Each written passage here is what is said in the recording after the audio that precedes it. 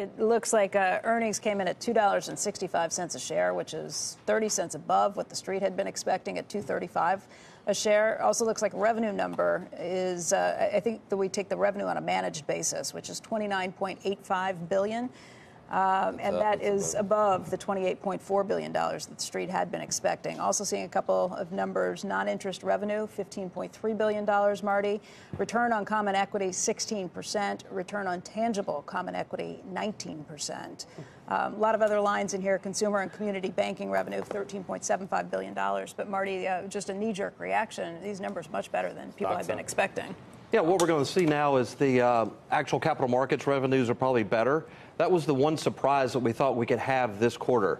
The money center banks actually grow revenues from fourth quarter to first quarter, and that's why they usually are really strong as we get the first quarter results in.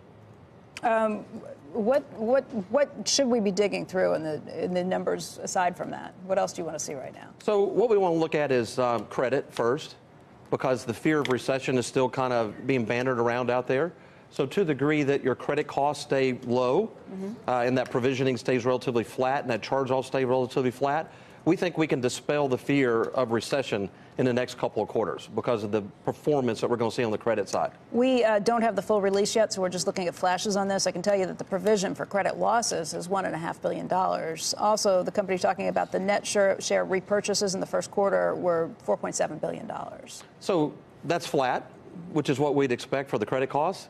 So we're getting some revenue, which is the best thing that we can kind of see in the sense of that momentum. We're seeing credit costs relatively flat. And then the third thing we're going to look for is net interest margins.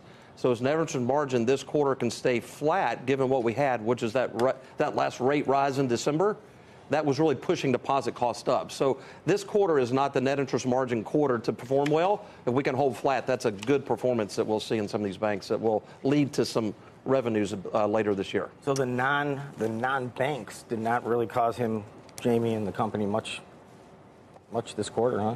Well, when you look at it, the transactions that we get in capital markets is really, more the brokerage type of business. Yep. So when we're looking at the non-banks, the threat there is really on how much are they competing away in loan growth. Yep. So that's the back end that we'll have to look at when we look at that particular statistic.